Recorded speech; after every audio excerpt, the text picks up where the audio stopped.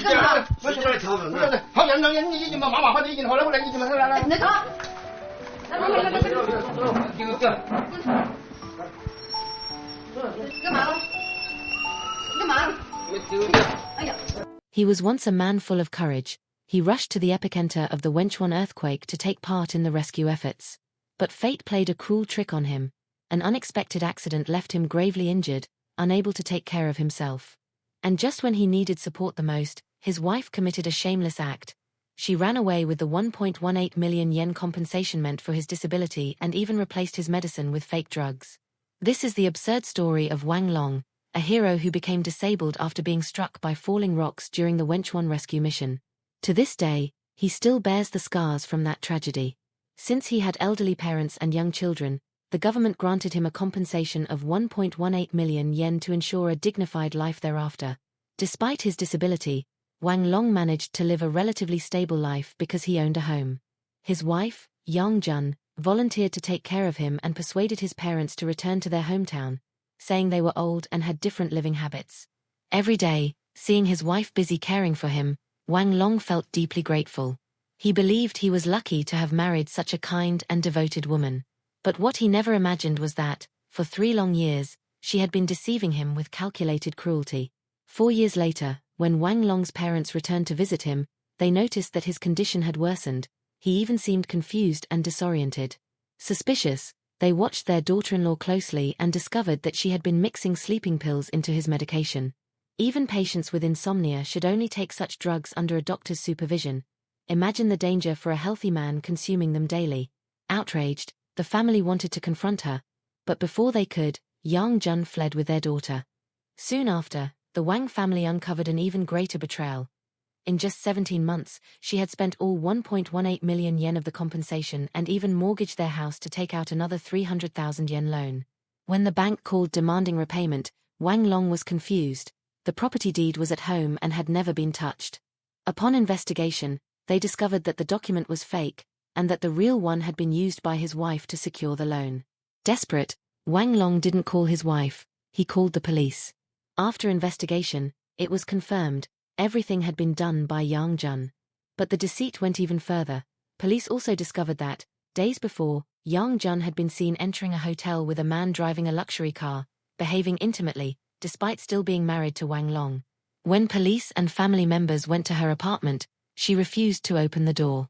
The landlord eventually unlocked it, only for them to find that she had escaped through the window with her daughter, using bedsheets as a rope. Inside the room, men's clothing was scattered on the floor, undeniable evidence of infidelity. Yang Jun not only mocked her husband, calling him half a man, but also justified her actions by claiming she was lonely and unhappy, saying her affair was inevitable.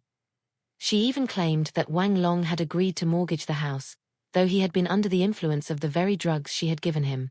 During negotiations, her family offered to pay only 170,000 yen, a pitiful amount compared to what she had stolen. Yang Jun admitted she had squandered the entire sum on luxury items, buying her lover an expensive car and designer clothes. None of it was spent on Wang Long.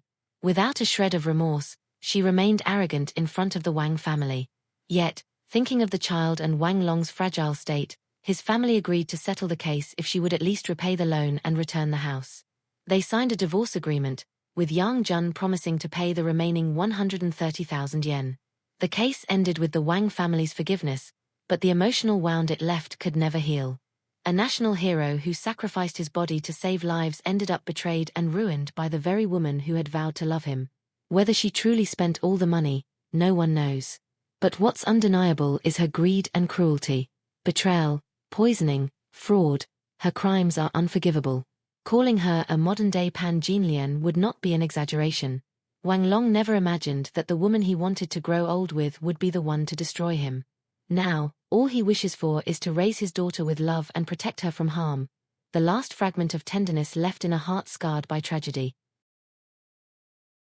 It's curious how people love to applaud heroes as long as the story ends beautifully, with medals, speeches, and background music. But when the hero steps out of the spotlight and returns to real life crippled, forgotten, and dependent on sleeping pills, no one wants to look anymore. And sometimes, the one who promises eternal love is exactly the one who turns tragedy into opportunity. The case of Wang Long is a raw portrait of something far beyond a simple marital betrayal. It's the mirror of a society where integrity has a price, and that price is negotiable. A woman capable of drugging her disabled husband, stealing the money meant for his survival, and running away with another man. You'd need a heart of stone, or perhaps not even that. What's most shocking is that, instead of remorse, she claims she was lonely, as if loneliness were an excuse for cruelty. It's the classic speech of those who destroy and still see themselves as victims. But perhaps the most disturbing part of this story isn't her behavior because, let's be honest, cruel people have always existed. It's how it all ends, with a deal, a forced forgiveness, and a daughter used as a moral shield. The hero who gave his body and his life for his country ends up crippled, deceived, and simply asking for the right to raise his daughter in peace. The woman, on the other hand, walks out the back door, no prison, no shame, and full confidence that the world always finds a way to protect those who lie well. And I ask, what if it were the other way around? What if it had been the husband who drugged his wife, stole the house, the money, and ran away with their child? What would the internet say? What would the media, the courts, or the experts online have said? But since this story has a woman as the villain and a man as the victim, silence suddenly feels more comfortable. Some will say, she suffered too, or no one knows what it's like to live with a disabled man.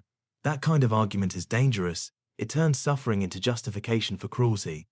And that's how evil becomes normalized, when empathy becomes selective, when the hero turns into an inconvenience and the victim becomes whoever shouts the loudest. In the end, this story is a bitter reminder that the true test of character doesn't happen during the earthquake, but after it, when the noise fades, the cameras leave, and all that remains is routine, pain, and the choice between right and wrong. Wang Long chose sacrifice. Yang Jun chose profit. And ironically, the one who lost everything was the one who still believed in love, family, and forever. Meanwhile, the woman who destroyed his life is probably posting new selfies somewhere, wearing the same expression of someone who thinks she's done nothing wrong. Perhaps the saddest part isn't the betrayal itself, but the indifference toward it, because when evil stops shocking us, it becomes normal. And when compassion turns into currency traded for comfort, money, or convenience, it's a sign that the collective soul has already begun to rot. So, if this story made you feel angry, indignant, or even slightly uncomfortable, good, it means there's still something inside you that society hasn't managed to kill yet, the ability to feel outrage at what's wrong, even when wrongness hides behind justification. The case of Wang Long isn't just about a broken marriage, it's about the collapse of human trust, about the point where love turns into a contract and care becomes a transaction.